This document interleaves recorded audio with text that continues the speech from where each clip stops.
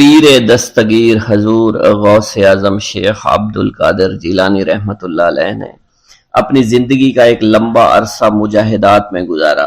جب آپ بغداد شریف میں علم دین پڑھتے تھے، آپ کا معمول تھا کہ مدرسے کے اسباب پڑھ کر جنگل کی طرف نکل جایا کرتے تھے اور وہیں اپنے سبق یاد کرتے تھے، عبادت میں مصروف اور مشغول رہا کرتے تھے۔ اسی زمانے کی بات ہے کہ ایک روز حضور غوث اعظم شیخ عبد القادر جیلانی رحمۃ اللہ علیہ نے کسی غار کے قریب ایک پتھر کو دیکھا۔ اس پر ایک درود پاک لکھا ہوا تھا اور ساتھ ہی یہ بھی لکھا تھا کہ یہ درود جو پتھر پر لکھا ہے اسے ایک مرتبہ پڑھنے سے 50,000 درود شریف پڑھنے کا ثواب ملتا ہے۔ حضور غوث اعظم رحمۃ اللہ علیہ نے وہ درود شریف لکھ لیا اور اسے پڑھنے لگے۔ بعد میں ایک روز آپ کو خواب میں پیارے آقا مکی مدنی محمد مصطفیٰ صلی اللہ علیہ وآلہ وسلم کی زیارت ہوئی۔ آپ نے آخری نبی رسول ہاشمی صلی اللہ علیہ وسلم سے اس درود شریف کے متعلق پوچھا کہ کیا یہ وہی درود شریف ہے جس کے پڑھنے سے 50,000 درود شریف پڑھنے کا ثواب ملتا ہے؟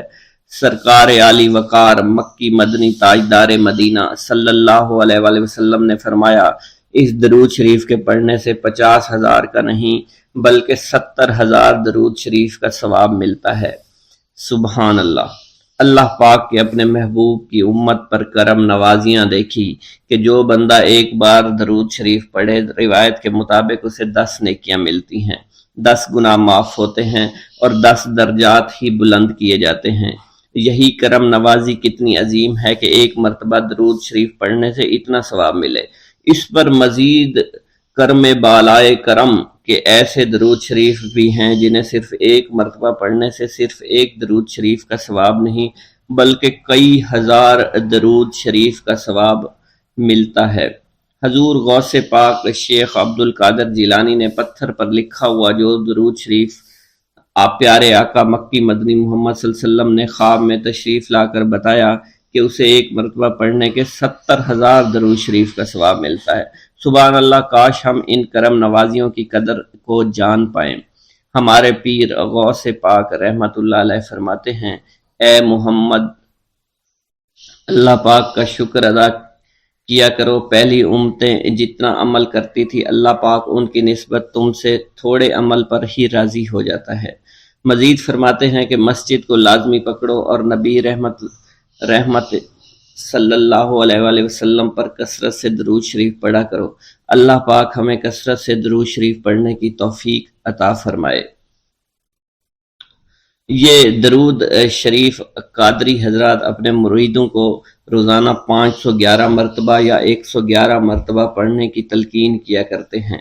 یہ درود شریف رحمت خداوندی کا خزانہ ہے، لہٰذا جو شخص اس درود شریف کو روزانہ 111 مرتبہ تاحیات پڑھتا رہے گا وہ رحمت خداوندی سے مالا مال ہو جائے گا، اور جو شخص روزانہ اس درود پاک کو کم از کم ایک بار ضرور پڑھیں اس سے ہزاروں نعمتیں حاصل ہوں گی۔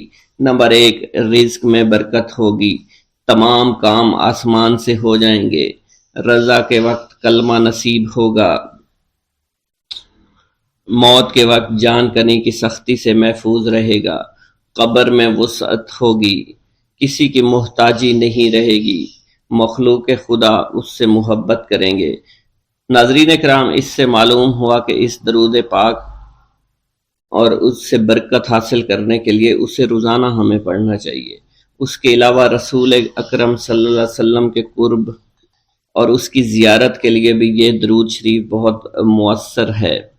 مگر آپ اگر رزق کی کمی کا شکار ہیں، پریشانی اور مشکلات میں گھرے ہوئے ہیں تو اس درود کو اپنا معمول بنا لیجئے۔ تمام بھائی جو حضور غوث پاک سے عشق و محبت کرتے ہیں، حضور غوث پاک کو مانتے ہیں، وہ کمنٹ باکس میں یا غوث اعظم لکھ دیجئے۔ اللہ ہمارے رزق، مال و جان اور عزت میں برکت عطا فرمائے اور ہماری مغفرت عطا فرمائے۔ بسم اللہ الرحمن الرحیم۔ السلام علیکم۔ حضور سیدنا غوث اعظم فرماتے ہیں، میں 10 برس کی عمر میں اپنے شہر کے مکتب میں حصول علم کے لیے جایا کرتا تھا۔ اس وقت میرے ساتھ ملائکہ بھی ہوتے تھے جو میرے آگے پیچھے میری حفاظت کی غرض سے چلتے تھے۔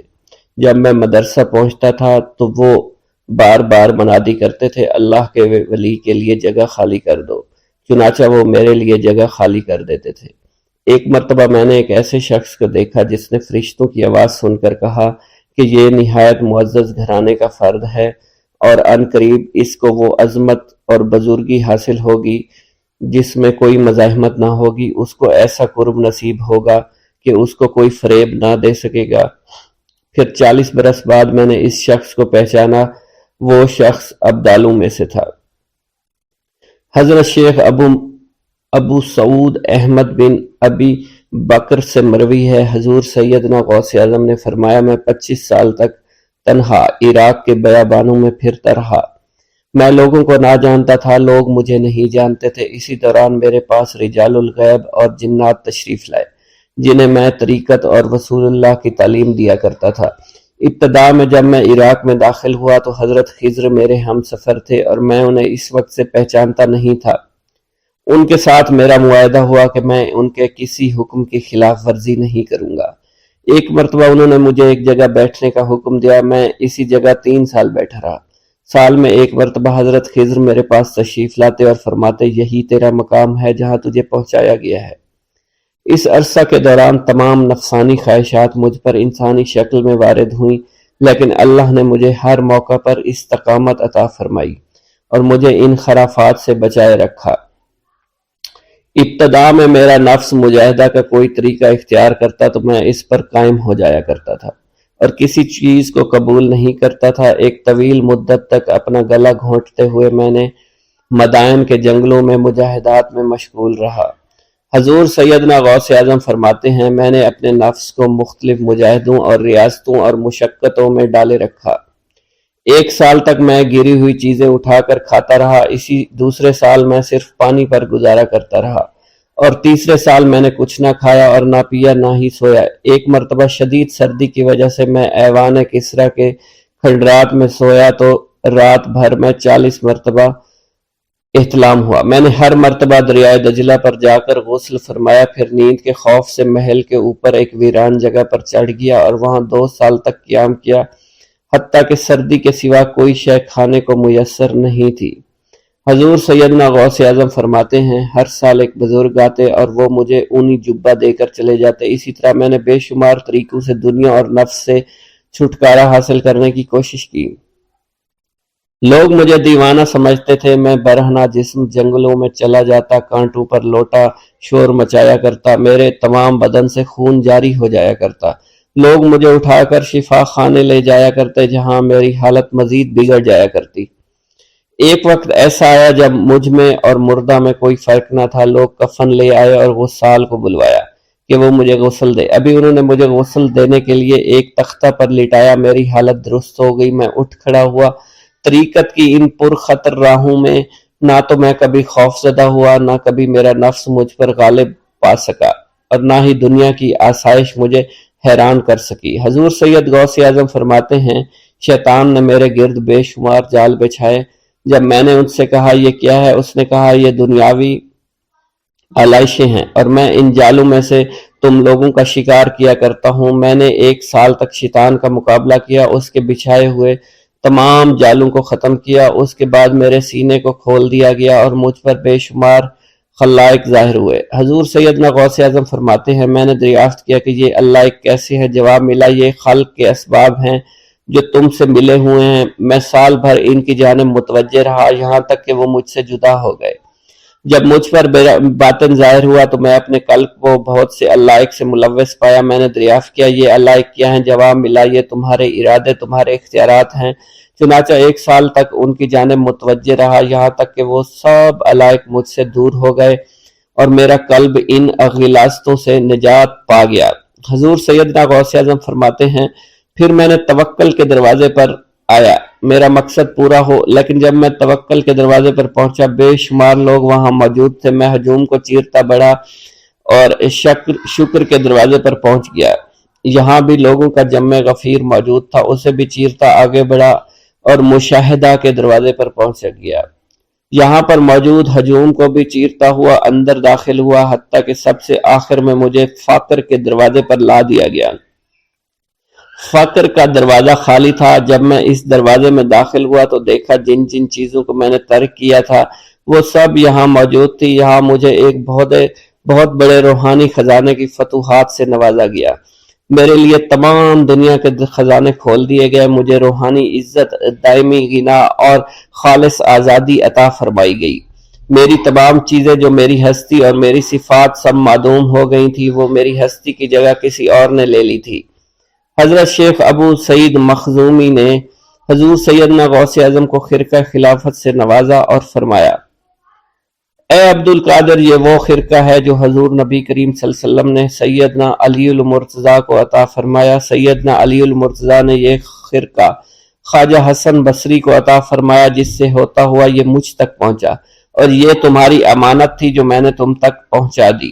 حضور سیدنا غوث اعظم نے جب خرقہ مبارک کو زیب تن کیا تو آپ پر بے شمار انوار و تجلیات کی بارش ہونا شروع ہو گئی۔ میرا یہ قدم تمام اولیاء کرام کی گردن پر ہے۔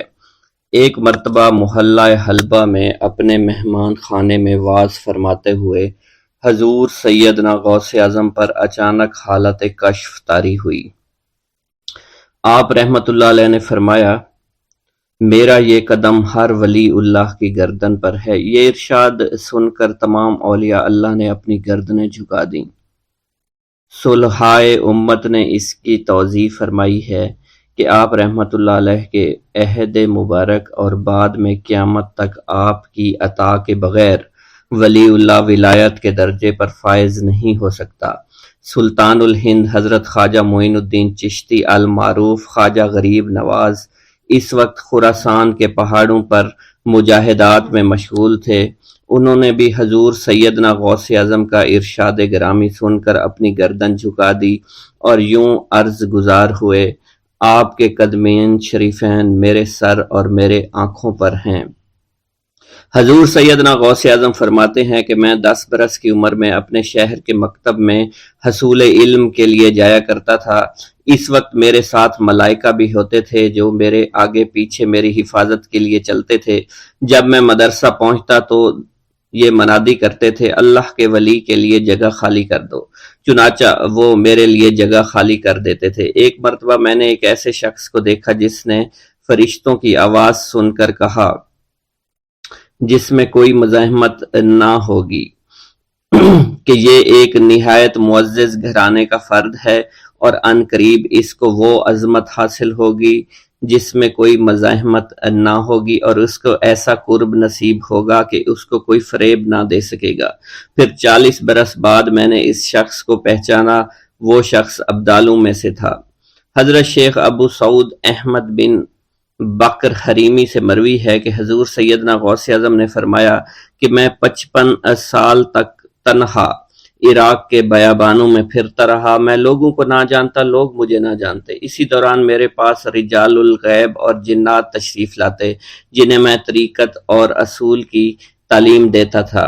ابتدا میں جب میں عراق میں داخل ہوا تو حضرت خضر میرے ہم سفر بنے، اور بعد میں اس وقت ان کو پہچانتا نہ تھا، اور اس کے ساتھ میرا معاہدہ ہوا کہ میں ان کے کسی حکم کی خلاف ورزی نہیں کروں گا۔ ایک مرتبہ انہوں نے مجھے ایک جگہ بیٹھنے کا حکم دیا اور میں اس جگہ 3 سال تک بیٹھا رہا۔ سال میں ایک مرتبہ حضرت خضر میرے پاس تشریف لاتے، فرماتے کہ یہی تیرا مقام ہے جہاں تجھے پہنچایا گیا ہے۔ اس عرصہ کے دوران تمام نفسانی خواہشات مجھ پر انسانی شکل میں وارد ہوئیں، لیکن اللہ عز و جل نے مجھے ہر موقع پر استقامت عطا فرمائی اور مجھے ان خرافات سے بچائے رکھا۔ ابتدا میں میرا نفس مجاہدہ کا کوئی طریقہ اختیار کرتا تو میں اس پر قائم ہو جاتا اور کسی چیز کو قبول نہ کرتا تھا۔ ایک طویل مدت تک اپنا گلا گھونٹتے ہوئے میں مدائن کے جنگلوں میں مجاہدات میں مشغول رہا۔ حضور سیدنا غوث اعظم فرماتے ہیں کہ میں نے اپنے نفس کو مختلف مجاہدوں، مختلف ریاضتوں اور مختلف مشقتوں میں ڈالے رکھا۔ 1 سال تک میں گری ہوئی چیزیں اٹھا کر کھاتا رہا، دوسرے سال پانی پر گزارا کیا، اور تیسرے سال نہ میں نے کچھ کھایا، نہ پیا اور نہ ہی سویا۔ ایک مرتبہ شدید سردی کی وجہ سے میں ایوان کسرا کے کھنڈرات میں سویا تو رات بھر میں 40 مرتبہ طبیعت خراب ہوئی۔ حضور سیدنا غوث اعظم فرماتے ہیں ہر سال ایک بزرگ آتے اور وہ مجھے جبہ دے کر چلے جاتے۔ اسی طرح میں نے بے شمار طریقوں سے دنیا اور نفس سے چھٹکارا پانے کی کوشش کی۔ لوگ مجھے دیوانہ سمجھتے تھے۔ میں برہنہ جسم جنگلوں میں چلا جاتا اور کانٹوں پر لوٹتا شور مچاتا تھا۔ میرا تمام بدن سے خون جاری ہو جایا کرتا تھا اور لوگ مجھے اٹھا کر شفا خانے لے جایا کرتے، جہاں میری حالت مزید بگڑ جاتی۔ ایک وقت ایسا بھی آیا جب مجھ میں اور مردہ میں کوئی فرق نہ تھا۔ لوگ کفن لے کر آئے، غسال کو بلوایا کہ وہ مجھے غسل دے دیں۔ ابھی انہوں نے مجھے غسل دینے کے لیے تختہ پر ڈالا ہی تھا کہ میری حالت درست ہو گئی۔ میں اٹھ کھڑا ہوا۔ طریقت کی ان پرخطر راہوں میں نہ تو میں کبھی خوف زدہ ہوا اور نہ کبھی میرا نفس مجھ پر غلبہ پا سکا اور نہ ہی دنیا کی آرائش مجھے حیران کر سکی۔ حضور سیدنا غوث اعظم فرماتے ہیں شیطان نے میرے گرد بے شمار جال بچھائے۔ جب میں نے اس سے کہا کہ یہ کیا ہے تو اس نے کہا یہ دنیاوی چیزیں ہیں اور میں ان جالوں سے تم جیسوں کو شکار کرتا ہوں۔ میں نے 1 سال تک شیطان کا مقابلہ کیا، اس کے بچھائے ہوئے تمام جالوں کو ختم کر دیا۔ اس کے بعد میرے سینے کو کھول دیا گیا اور مجھ پر بے شمار خلائق ظاہر ہوئے۔ حضور سیدنا غوث اعظم فرماتے ہیں میں نے دریافت کیا کہ یہ علائق کیسے ہیں؟ جواب ملا کہ یہ خلق کے اسباب ہیں جو تم سے ملے ہوئے ہیں۔ میں سال بھر ان کی جانب متوجہ رہا، یہاں تک کہ وہ مجھ سے جدا ہو گئے۔ جب مجھ پر میرا باطن ظاہر کیا گیا تو میں نے اپنے قلب کو بہت سے علائق سے ملوث پایا۔ میں نے دریافت کیا کہ یہ علائق کیا ہیں؟ جواب ملا یہ تمہارے ارادے، تمہارے اختیارات ہیں۔ چنانچہ 1 سال تک ان کی جانب متوجہ رہا کہ وہ مجھ سے دور ہو گئے۔ میرا قلب ان تمام غلاظتوں سے نجات پا گیا۔ پھر مجھ پر میرے نفس کو ظاہر کیا گیا۔ میں نے اس کا مشاہدہ کیا، مجھے معلوم ہوا اس کے ساتھ کچھ امراض اور بھی ہیں اور نفس کی خواہشات زندہ ہیں۔ نفس کا شیطان سرکش ہے۔ چنانچہ میں نے سال بھر پھر توجہ دلائی اور میرے نفس کے تمام امراض سرے سے ہی ختم ہو گئے اور اس کے شیطان نے کلمہ پڑھ لیا اور پھر میرے تمام امور اللہ کے لیے ہو گئے اور میں اپنی ہستی سے باہر نکل آیا۔ حضور سیدنا غوث اعظم فرماتے ہیں پھر میں توکل کے دروازے پر آیا تاکہ میرا مقصد پورا ہو، لیکن جب میں نے توکل کے دروازے پر پہنچا تو بے شمار لوگ موجود تھے۔ میں اس ہجوم کو چیرتا ہوا آگے بڑھا اور شکر کے دروازے پر پہنچ گیا۔ یہاں پر بھی لوگوں کا جمع غفیر موجود تھا، اسے بھی چیرتا ہوا آگے بڑھا اور مشاہدہ کے دروازے پر پہنچ گیا اور یہاں پر موجود ہجوم کو چیرتا ہوا اندر داخل ہوا، حتیٰ کہ سب سے آخر میں مجھے فقر کے دروازے پر لایا گیا۔ فقر کا دروازہ خالی تھا۔ جب اس دروازہ میں داخل ہوا تو دیکھا جن جن چیزوں کو میں نے ترک کیا تھا وہ سب یہاں موجود تھیں۔ یہاں مجھے ایک بہت بڑے روحانی خزانے کی فتوحات سے نوازا گیا اور میرے لیے تمام دنیا کے خزانے کھول دیے گئے۔ مجھے روحانی عزت، دائمی فنا اور خالص آزادی عطا فرمائی گئی۔ میری تمام چیزیں جو میری ہستی اور میری صفات سب معدوم ہو گئیں اور میری ہستی کی جگہ کسی اور نے لے لی۔ حضرت شیخ ابو سعید مخزومی نے حضور سیدنا غوث اعظم کو خرقہ خلافت سے نوازا اور فرمایا اے عبد القادر، یہ وہ خرقہ ہے جو حضور نبی کریم صلی اللہ علیہ وسلم نے حضرت سیدنا علی المرتضیٰ کو عطا فرمایا، اور حضرت سیدنا علی المرتضیٰ نے یہ خرقہ حضرت خواجہ حسن بصری کو عطا فرمایا تھا، جس سے ہوتا ہوا یہ خرقہ مجھ تک پہنچا اور یہ تمہاری امانت تھی جو میں نے تم تک آج پہنچا دی ہے۔ حضور سیدنا غوث اعظم نے جب خرقہ مبارک کو زیب تن کیا تو آپ پر بے شمار انوار و تجلیات کی بارش ہونا شروع ہو گئی۔ حضور سیدنا غوث اعظم نے حضرت شیخ ابو سعید مخزومی کے مدرسہ میں تدریسی فرائض سر انجام دینا شروع کر دیے۔ آپ کے لیے فی الحال تدریسی مصروفیات کے علاوہ کوئی کام نہ تھا۔ آپ کی شبانہ روز کی محنت سے آپ کے نام کا شعرہ کچھ ہی دنوں میں سارے بغداد میں پھیل گیا۔ طلبہ دور دراز کے علاقوں سے علم کے حصول کے لیے آنے لگے۔ طلبہ کی تعداد جب مزید بڑھنا شروع ہو گئی تو ارد گرد کے کئی مکانات کو خرید کر مدرسہ میں داخل کر لیا گیا۔ کتب سیر میں منقول ہے کہ 528 ہجری میں آپ مدرسہ نظامیہ کی وسیع عمارت تعمیر فرما چکے تھے۔ اس مدرسہ کی تعمیر میں آپ نے بحیثیت مزدور بھی حصہ لیا تھا۔ حضرت شیخ ابو الخشاب سے مروی ہے کہ میں جوانی میں جب علم نحو پڑھ رہا تھا تو لوگوں نے مجھے حضور سیدنا غوث اعظم کے پاس جانے کا مشورہ دیا، اور اس کی وجہ سے مجھے بھی اشتیاق ہوا کہ میں آپ کا واز سنوں۔ ایک مرتبہ کچھ لوگوں کے ہمراہ آپ کی مجلس میں دوستوں کے ہمراہ حاضر ہوا۔ آپ نے میری جانب توجہ کرتے ہوئے فرمایا، ہماری صحبت اختیار کر لو۔ چنانچہ میں نے آپ کے فرمان کے مطابق آپ کی صحبت کو اختیار کر لیا۔ آپ نے مجھے علم نحو کے علاوہ علوم عقلیہ اور تقلد حاصل کیے جس سے مجھے کوئی واقفیت پہلے نہیں تھی۔ 1 سال کے عرصہ میں آپ کی نظر کرم سے میں نے وہ علوم حاصل کر لیے جو گزشتہ اتنی عمر گزارنے کے باوجود بھی مجھے حاصل نہیں ہوئے تھے۔ منقول ہے حضرت شیخ بقا بن بطو، شیخ علی بن ہیتی اور شیخ کیلوی جب حضور سیدنا غوث اعظم کے مدرسہ میں آتے تو جھاڑو دیا کرتے تھے اور چھڑکاؤ کرتے تھے، لیکن آپ کی اجازت کے بغیر کبھی اندر داخل نہ ہوتے تھے۔ اجازت ملنے کے بعد آپ حضرات اندر داخل ہوتے اور اجازت ملنے پر ہی بیٹھتے تھے۔ آپ سے امان طلب کرتے اور امان مل جانے کے بعد مؤدب ہو کر بیٹھ جاتے۔ جس وقت آپ کہیں جانے کا ارادہ کرتے تو یہ حضرات سواری کے ہمراہ چلتے۔ آپ انہیں اس فعل سے منع فرمایا کرتے تھے اور کہتے تھے کہ ہمیں آپ کے ذریعے قرب الہی حاصل ہوا ہے۔ حضرت شیخ محمد قائل الادنیٰ سے مروی ہے کہ ایک مرتبہ حضور سیدنا غوث اعظم سے دریافت کیا گیا کہ آپ کی بزرگی اور عظمت کا راز کیا ہے۔ آپ نے فرمایا کہ میں کبھی جھوٹ نہیں بولتا اور کبھی کسی سے کذب بیانی نہیں کرتا۔ کے صاحبزادے حضرت شیخ سید عبد الرحمن فرماتے ہیں کہ والد بزرگوار اپنے واز کے دوران الحمدللہ رب العالمین کہہ کر خاموش ہو جاتے اور دوبارہ کہہ کر سکوت فرماتے تھے، اور تیسری مرتبہ کہنے کے بعد کچھ دیر توقف فرماتے، اور آپ کی محفل میں تمام اولیاء حاضر و ناظر اور خاموش ہو جایا کرتے تھے۔ پھر آپ کی محفل میں اولیاء ملائکہ ایک کثیر تعداد میں آ جاتے جو محفل کے بعد نظر نہیں آیا کرتے تھے۔ آپ اپنے خطاب کو یوں شروع فرماتے، تمام تعریفیں اللہ کے لیے ہیں، اس کی مخلوق کی تعداد اس کے عرش کے وزن کے مطابق، اور بے حد تعریفیں جس سے اس کی ذات راضی ہو جائے، اس کے کلمات کی روشنی کے مطابق، اس کے علم کے مطابق، اس کی مرضی اور منشا کے مطابق، اور اس کی مخلوق کے مطابق جسے اس نے پیدا کیا وہی عالم الغیب ہے، رحمان و رحیم ہے۔ میں گواہی دیتا ہوں اس کے سوا کوئی عبادت کے لائق ہی نہیں ہے، اور تمام کائنات اس کی تخلیق ہیں، تمام تعریفیں اسی کے لیے ہیں۔ وہ زندہ ہے، ہمیشہ زندہ رہے گا، اسے موت نہیں آتی بلکہ وہ مارتا ہے، تمام بھلائیاں اسی کے لیے ہیں، اور واحد ہے، یکتا ہے، کوئی شریک نہیں ہے، کوئی وزیر نہیں ہے۔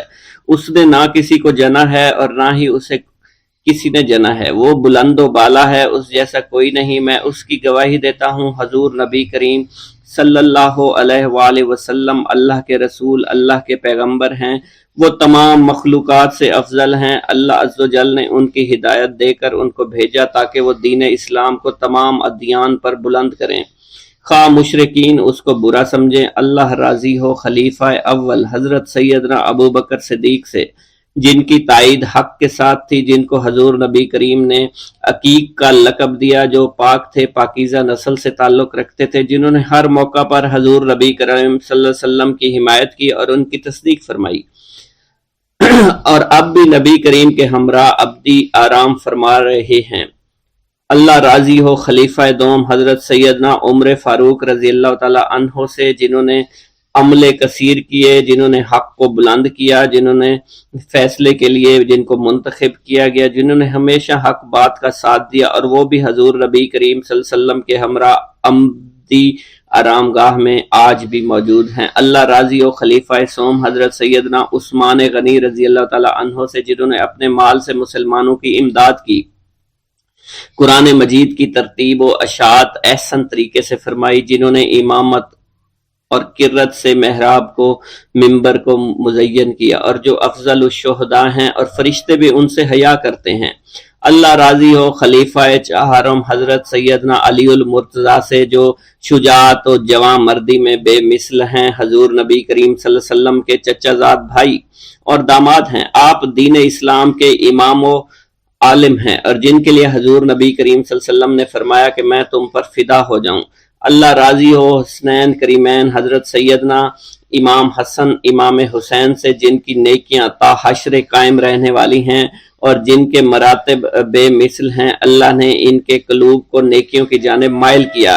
اے اللہ تو ہمارے رازوں اور اور دلی کیفیات سے واقف ہے، ہمیں ہر عمل کرنے اور برائی سے بچنے کی توفیق عطا فرما اور ہمیں گناہوں کی لذت سے بچا، ہمیں اپنے ما سوا سے محفوظ رکھ اور اپنی مشغولیت عطا فرما۔ بے شک اللہ کے سوا کوئی عبادت کے لائق نہیں، جو چاہتا ہے وہی ہوتا ہے اور وہی قوی اور وہی عظیم ہے۔ اے اللہ ہمیں غفلت سے بچا اور ہمارے اوپر وہ بوجھ نہ ڈال جو تو نے پہلی امتوں پر ڈالا۔ اے ہمارے رب العالمین ہمیں معاف فرما اور ہماری مغفرت عطا فرما، کیونکہ تو ہی ہمارا رب ہے، تو ہی ہمارا مولا ہے، آمین۔ حضرت شیخ عبداللہ جبائی کا قول ہے کہ حضور سیدنا غوث اعظم رحمت اللہ علیہ نے مجھ سے ارشاد فرمایا کہ میرے نزدیک کھانا کھلانا اور حسن اخلاق افضل اور اعلیٰ ہیں۔ آپ کے پاس کبھی پیسہ نہیں ٹھہرا کرتا تھا، اگر صبح کے وقت آپ کے پاس 1000 دینار آ جاتے تو شام تک وہ غریبوں اور محتاجوں میں تقسیم ہو جایا کرتے تھے۔ حضور سیدنا غوث اعظم کی پرورش نہایت ہی بابرکت ماحول میں ہوئی۔ آپ نے ابتدا میں گوشہ نشینی اختیار کی اور خود کو دنیاوی غلاظتوں سے پاک رکھا۔ آپ نے 51 برس کی عمر میں شادی کی۔ جب آپ سے اس بارے میں دریافت کیا گیا تو آپ نے فرمایا، جب مجھے حضور نبی کریم صلی اللہ علیہ وسلم نے نکاح کی اجازت دی تو میں نے نکاح کر لیا۔ حضور سیدنا غوث اعظم نے اپنی ذات کو اللہ عز و جل کی خوشنودی کے لیے وقف کر رکھا تھا۔ آپ کی راتیں جاگ کر گزرا کرتی تھی اور ساری رات آپ مراقبہ اور مشاہدہ میں گم ہوا کرتے تھے۔ آپ کی عادت مبارکہ تھی کہ آپ سجدہ کو دراز کیا کرتے تھے اور بیٹھ کر مراقبہ فرمایا کرتے تھے۔ اسی دوران آپ کا جسم مبارک نورانی شعاؤں کے زیر اثر ہوتا اور کئی مرتبہ آپ نورانی شعاؤں میں غائب ہو جایا کرتے تھے۔ حضرت شیخ ابو عبداللہ بن حسنین بن ابی الفضل فرماتے ہیں کہ حضور سیدنا غوث اعظم کے بعض دہقانی مریدین ہر سال آپ کے لیے گیہوں بوتے تھے اور جائز طریقہ سے اسے پالتے تھے۔ پھر آپ کے بعض مریدین اسے پیستے اور آپ کے لیے ہر روز 4-5 روٹیاں پکاتے اور شام کو آپ کے پاس روٹیاں لے کر آیا کرتے تھے۔ آپ حاضرین میں ایک ایک ٹکڑا تقسیم کر دیتے اور جو بچ جاتا وہ اپنے لیے رکھ لیا کرتے تھے۔ حضرت شیخ خضر حسنی سے منقول ہے، حضور سیدنا غوث اعظم ایک شکستہ دل فقیر کو دیکھا۔ آپ نے اس سے اس کی کیفیت کے متعلق دریافت کیا تو اس نے کہا کہ میں آج دریا کے کنارے گیا اور ملاح سے کہا مجھے دریا کے پار لے جائے۔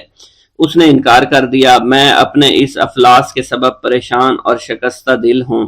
ابھی اس فقیر کا کلام جاری تھا کہ ایک شخص آپ کی خدمت میں حاضر ہوا اور 30 دینار آپ کی خدمت میں پیش کیے۔ آپ نے وہ دینار اس فقیر کو دے دیے اور فرمایا کہ اس ملاح سے کہنا کہ کسی فقیر کا سوال رد نہ کیا کرے۔ حضرت شیخ معمر ابو المظفر فرماتے ہیں میں نے حضور سیدنا غوث اعظم سے زیادہ کسی کو درگزر فرمانے والا آج تک نہیں دیکھا۔ آپ کی عطا کا یہ علم تھا، ایک محفل میں 400 لوگوں کو ولایت کے مقام اعلیٰ تک پہنچا دیا کرتے تھے، بھوکوں کو کھانا کھلانا، بیواؤں کی حاجت روائی کرنا۔ آپ کا معمول تھا جب کسی بیمار کے متعلق سنتے تو فوراً اس کی عیادت کے لیے تشریف لے جایا کرتے تھے۔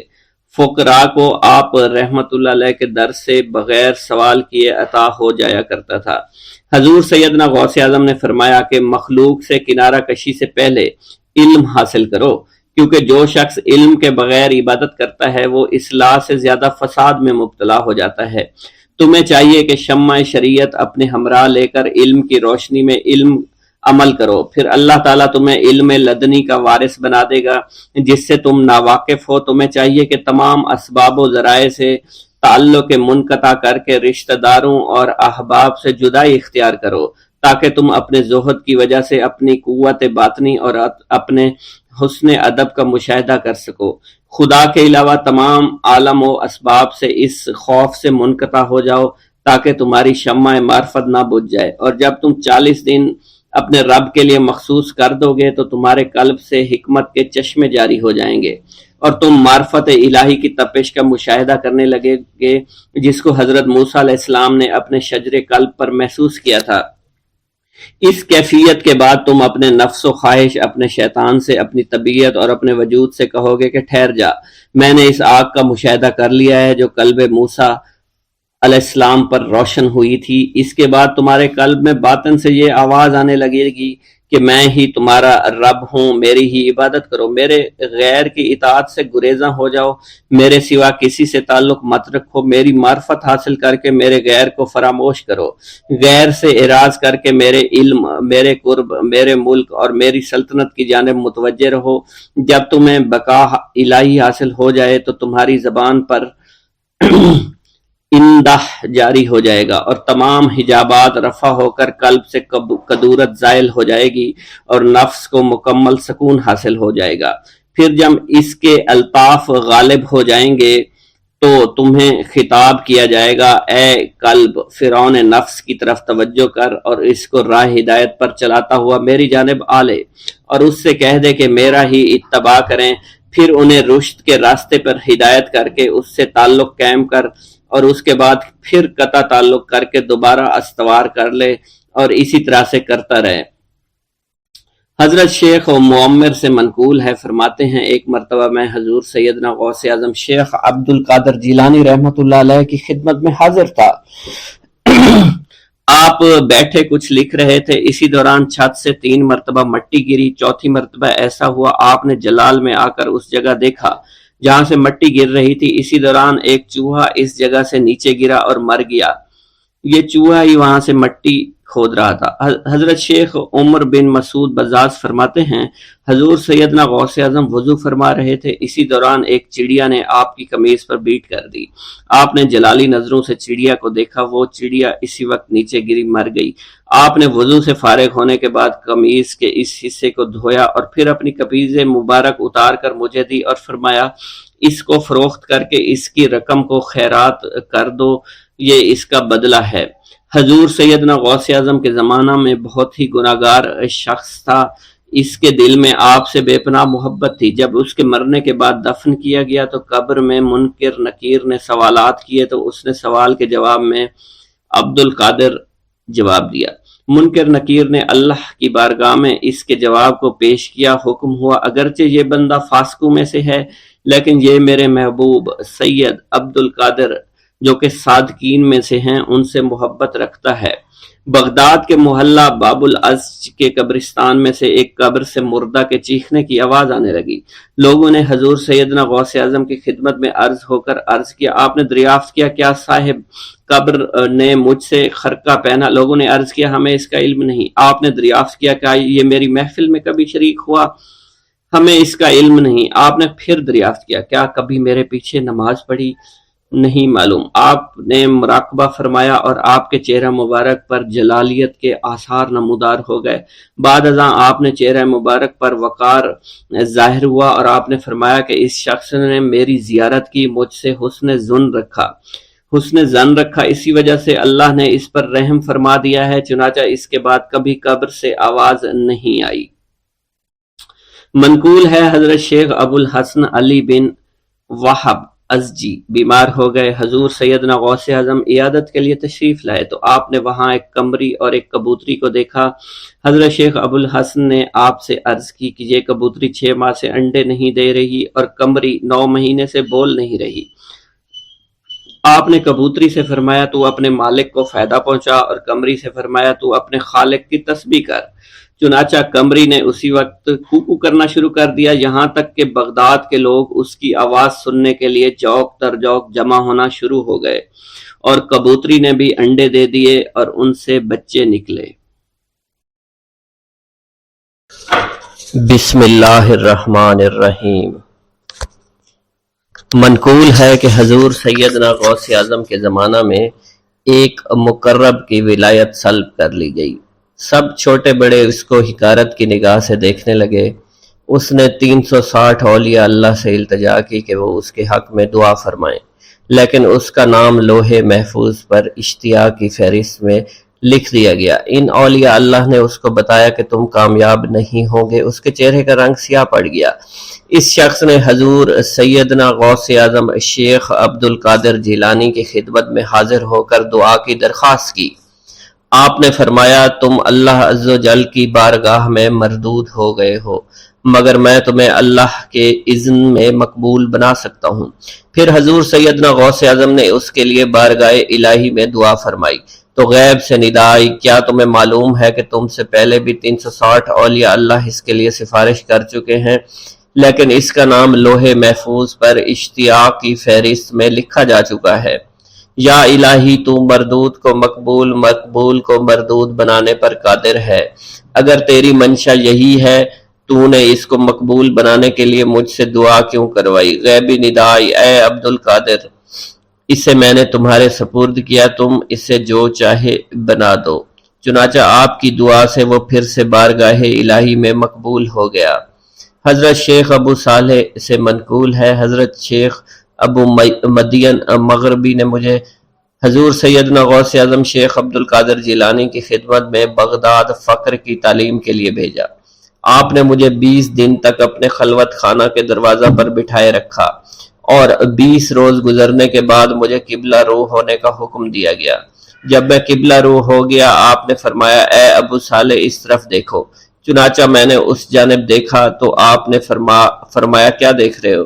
میں نے عرض کیا بیت اللہ شریف میری نگاہوں کے سامنے ہے۔ آپ نے مجھے حکم دیا کہ اب مغرب کی سمت دیکھو۔ میں نے اپنا چہرہ مغرب کی جانب کیا تو آپ نے فرمایا کہ اب کیا دیکھ رہے ہو؟ میں نے عرض کیا کہ میں اپنے مرشد پاک حضرت ابو مدین کو دیکھ رہا ہوں۔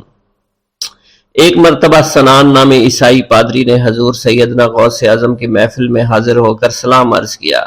حاضرین کھڑے ہو کر بیان دیا کہ میں یمن کا رہنے والا ہوں، میں نے ارادہ کیا کہ میں اسلام قبول کروں گا۔ اسی دوران میرے دل میں خیال پیدا ہوا میں اس دور کی سب سے بہترین شخصیت کے دست مبارک پر کلمہ پڑھوں۔ اسی سوچ کے دوران مجھے نیند آ گئی۔ خواب میں مجھے حضور سیدنا عیسیٰ کی زیارت نصیب ہوئی۔ آپ علیہ السلام نے مجھ سے ارشاد فرمایا بغداد چلے جاؤ، شیخ عبد القادر کے دست حق پر اسلام قبول کرو، کیونکہ اس وقت وہ روئے زمین پر تمام لوگوں میں افضل اور اعلیٰ ہیں۔ حضرت شیخ عمر الحکیمانی سے منقول ہے، ایک مرتبہ حضور سیدنا غوث اعظم کی خدمت میں 13 لوگ دائرہ اسلام میں داخل ہونے کے لیے حاضر ہوئے۔ ان لوگوں نے بیان کیا کہ ہم عرب کے عیسائی ہیں اور ہم نے کلمہ پڑھنے کا ارادہ کر لیا ہے۔ ابھی یہ سوچ ہی رہے تھے کہ کس مرد کامل کے دست حق پر کلمہ پڑھیں گے، ہمیں ہاتف غیب سے آواز سنائی دی کہ بغداد جا کر شیخ عبد القادر جیلانی کے دست مبارک پر کلمہ پڑھو۔ حضرت شیخ زین الدین ابو الحسن علی بن ابی طاہر سے مروی ہے، فرماتے ہیں میں نے حضور سیدنا غوث اعظم سے علم حاصل کیا۔ اللہ عز و جل نے مجھے 1 سال میں اتنا علم دیا کہ دوسروں کو وہ علم 20 سال میں بھی نصیب نہ ہوا ہوگا۔ میں نے آپ سے مصر جانے کی اجازت طلب کی، آپ نے فرمایا تو دمشق پہنچ کر غازیوں کو مصر میں داخل ہونے کے لیے تیار پائے گا تاکہ اس پر قبضہ ہو جائے، مگر ان سے کہنا کہ وہ ہرگز کامیاب نہ ہوں گے، ہاں دوسری مرتبہ وہ کامیاب ہو جائیں گے۔ حضرت شیخ زین الدین فرماتے ہیں جب میں دمشق پہنچا میں نے وہی حال پایا جو آپ نے بیان فرمایا تھا۔ میں نے ان سے کہا تو وہیں نہ رکے۔ جب میں مصر پہنچا تو میں نے خلیفہ کو ان کو مقابلے کے لیے تیار پایا۔ میں نے خلیفہ سے کہا گھبراؤ نہیں، کامیاب ہو جاؤ گے۔ وہ فرماتے ہیں خلیفہ نے مجھے اپنا ندیم خاص مقرر فرمایا اور اپنے ہر راز سے مجھے واقفیت دے دی۔ پھر دوسری مرتبہ غازی آئے، انہوں نے مصر پر قبضہ کر لیا۔ مجھے حضور سیدنا غوث کے قول کے مطابق ہر ایک سے 1.5 لاکھ دینار ملے۔ مجھے مصر میں ہر خاص و عام میں مقبولیت حاصل ہوئی اور بے شمار لوگ میرے واعظ سے مستفید ہونے لگے۔ حضرت شیخ ابو الخیر سے منقول ہے، فرماتے ہیں میں شیخ ابو محمد حسن، شیخ ابو قاسم، شیخ ابو حفظ کی خدمت میں حاضر ہوئے۔ آپ نے فرمایا تم سب اپنی اپنی حاجات بیان کرو، میں انشاءاللہ تمہاری حاجات پوری کروں گا۔ شیخ ابو سعید نے کہا کہ میں ترک دنیا اختیار کرنا چاہتا ہوں۔ شیخ ابن قائد وانی نے کہا کہ مجھے مجاہدے کی قوت عطا کر دیجئے۔ شیخ بزاز نے کہا خوف الہی چاہتا ہوں۔ شیخ فارسی نے کہا اللہ کے ساتھ میرا ایک حال ہے جسے میں کھو بیٹھا ہوں، چاہتا ہوں میرا وہ حال لوٹ آئے۔ شیخ جمیل نے کہا میں حفظ کرنا چاہتا ہوں۔ شیخ عمر نے کہا میں علم کی زیادتی چاہتا ہوں۔ شیخ خلیل نے کہا میں چاہتا ہوں مجھے موت نہ آئے، یہاں تک کہ مجھے مقام قطبیت پر فائز کیا جائے۔ شیخ ابو البرکات نے کہا کہ میں محبت الہی میں استغراق چاہتا ہوں۔ شیخ ابو عبداللہ نے کہا کہ میں نائب وزیر بننا چاہتا ہوں۔ شیخ ابو مفتوح نے کہا کہ میں خلیفہ کے گھر کا استاد بننا چاہتا ہوں۔ حضرت شیخ ابو الخیر فرماتے ہیں حضور سیدنا غوث اعظم نے فرمایا انشاءاللہ تم سب کی حاجات جلد پوری ہوں گی۔ چنانچہ آپ کا قول پورا ہوا اور تمام لوگوں کی حاجات پوری ہوئیں ماں سوائے شیخ خلیل کے، کیونکہ حضرت شیخ خلیل نے قطبیت مانگی تھی جس کا وقت ابھی نہیں آیا تھا۔ حضرت ابو السعد عبداللہ سے مروی ہے کہ میری کنواری بیٹی فاطمہ گھر کی چھت پر چڑھی تو اسے کوئی چیز اٹھا کر لے گئی۔ اس وقت میری بیٹی کی عمر 16 برس تھی۔ میں حضور سیدنا غوث اعظم شیخ عبد القادر جیلانی کی خدمت میں حاضر ہوا اور سارا ماجرا ان کے گوش گزار کر دیا۔ آپ نے فرمایا تم آج رات کو کرخ کے ویرانے میں جاؤ اور تل خمس 5واں ٹیلا کے پاس جا کر بیٹھ جاؤ اور اپنے ارد گرد دائرہ کھینچ لو۔ دائرہ کھینچتے وقت بسم اللہ علی نیت عبد القادر کے الفاظ پڑھنا۔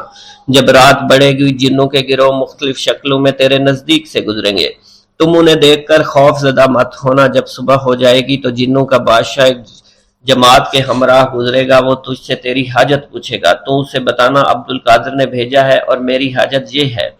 ابو سعید فرماتے ہیں میں نے حکم کی تعمیل کی، آپ کے فرمان کے مطابق ڈراؤنی شکلوں والے لوگ گزرے مگر دائرہ کے نزدیک کوئی نہ آ سکا، یہاں تک کہ صبح جنوں کا بادشاہ گھوڑے پر سوار ہو کر آیا۔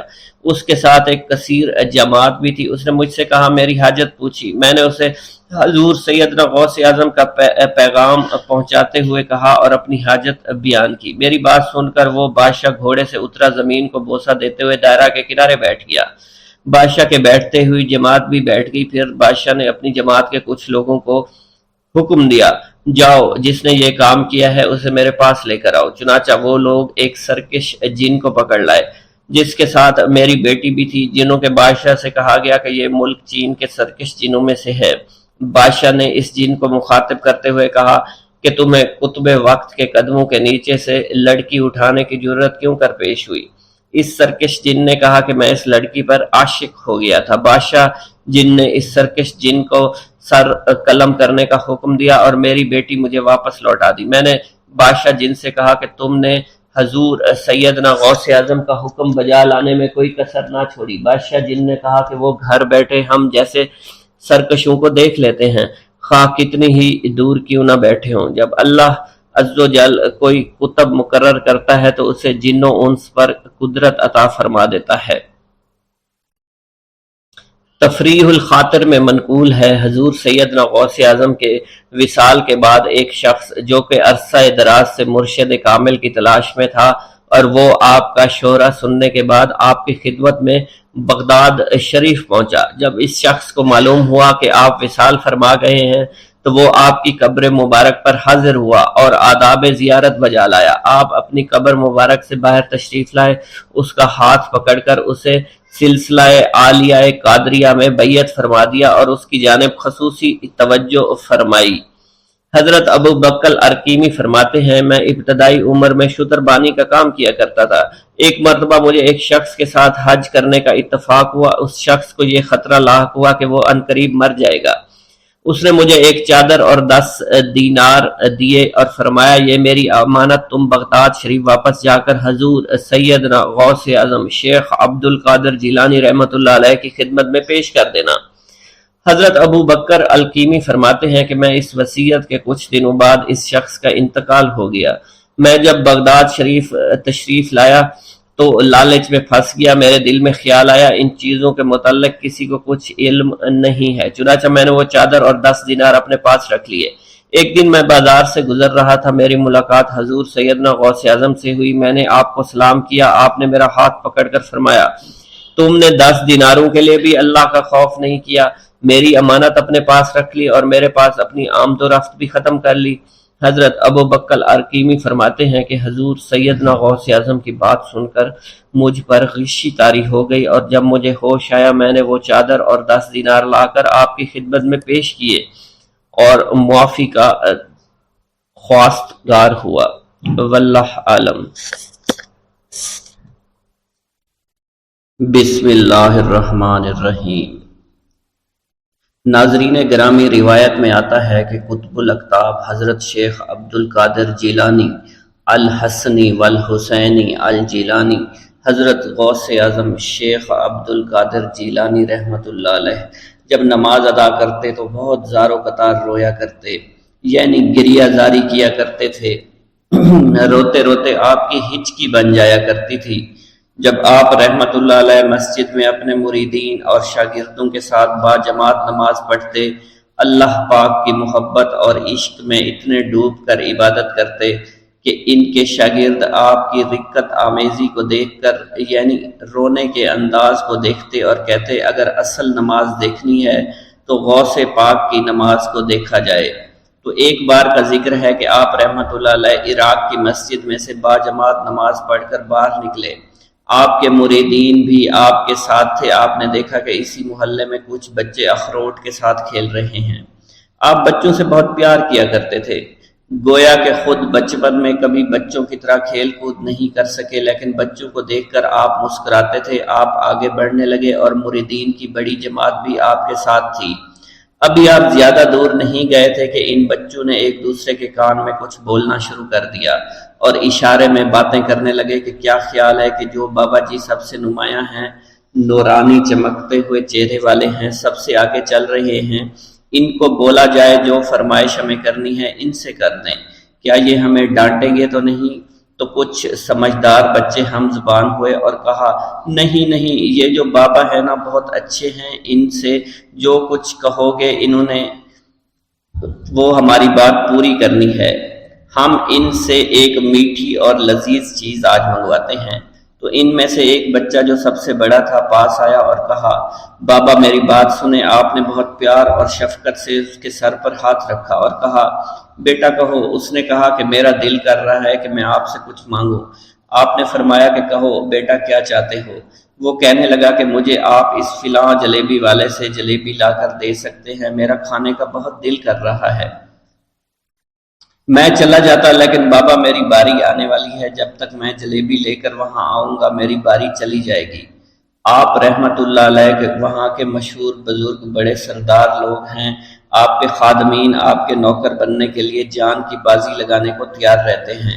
ادھر وہ بچے آپ کے رتبے کو بھی دیکھ رہے تھے اور یہ بھی دیکھ رہے تھے کہ آپ کون سی شخصیت ہے، لیکن پھر بھی اتنے سارے لوگوں کو چھوڑ کر آپ سے وہ بچہ کہتا ہے کہ بابا مجھے جلیبی لا کر دے دیں۔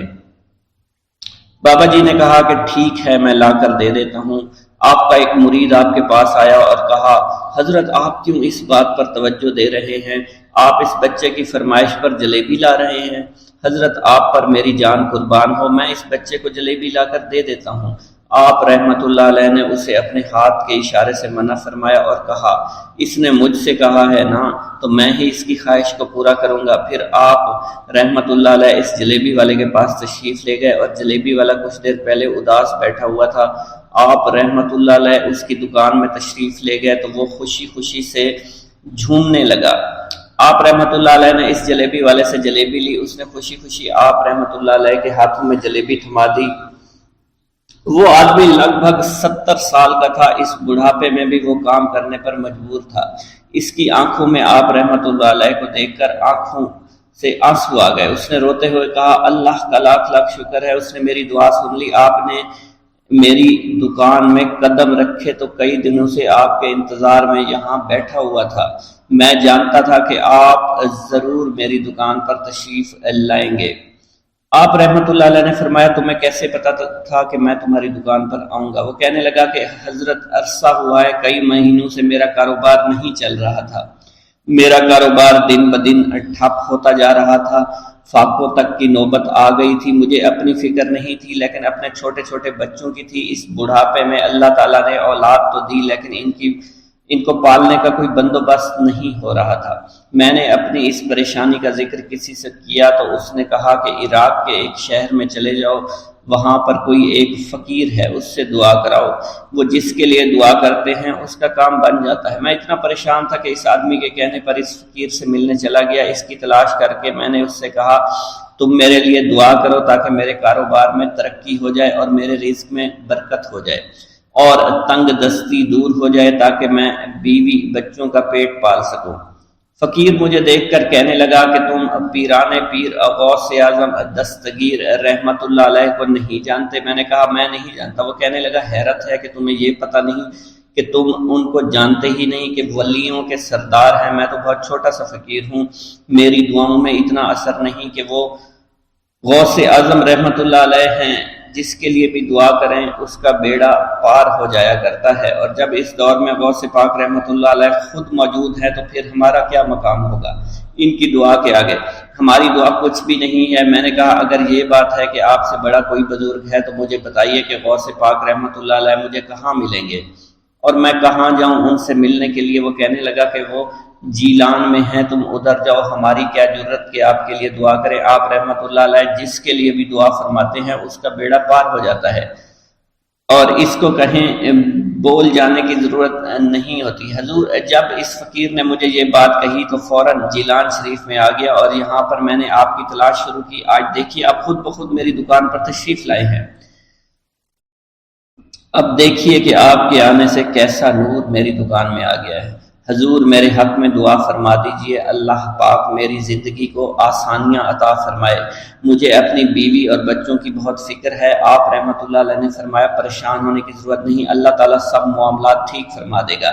یہ کہہ کر آپ تشریف لے گئے، اس بچے کے پاس آئے اور اس کے ہاتھ میں جلیبی تھما دی۔ ابھی وہاں سے جانے والے تھے، دوسرا بچہ آیا، اس نے کہا کہ بابا آپ نے اس سے تو جلیبی لا کر دی ہے، مجھے بھی لا کر دیں۔ آپ نے اس سے بھی تسلی دی اور کہا میں تمہیں بھی جلیبی لا کر دے دیتا ہوں بیٹا۔ یہ دیکھ کر مریدین بہت غصہ ہونے لگے اور کہا کہ حضور ہم اس بچے کو جلیبی لا کر دے دیتے ہیں، آپ کیوں زحمت کرتے ہیں؟ لیکن آپ نے فرمایا نہیں، یہ بچے مجھ سے کہہ رہے ہیں نا، میں ان کا نہیں ٹال سکتا۔ حضور آپ بہت مصروف شخصیت ہے، کیوں ان چھوٹے بچوں کی باتیں سن رہے ہیں؟ آپ نے ہاتھ کے اشارے سے انہیں روکا اور فرمایا اللہ تعالیٰ نے ہمیں جس کام کے لیے چنا ہے بس وہ کام ہی ہم کر رہے ہیں، تم لوگ اللہ پاک کی حکمت کو نہیں سمجھ رہے۔ پھر آپ جتنی بار وہ بچے آپ کو بھیجتے رہے، آپ رحمت اللہ علیہ ان کے لیے جلیبیاں لاتے رہے، حتیٰ کہ آخری بچے کو بھی آپ نے جلیبی لا کر دے دی اور وہ مزے سے کھانے لگے۔ جلیبی کھانے کے بعد وہ آپ کو دعائیں کرنے لگے اور کہا آپ بہت اچھے انسان ہیں، جیسا کہ آپ کے بارے میں ہم نے سنا تھا آپ ویسے ہی ہیں، آپ اخلاق کے بہت عمدہ ہیں، آپ کی سخاوت کے بارے میں ہم نے جتنا سن رکھا تھا آپ اتنے ہی سخی ہیں، ہم آپ سے بہت خوش ہوئے۔ آپ رحمت اللہ علیہ مسکرائے، بچوں کی خوشی دیکھ کر آپ کو دلی اطمینان ملا۔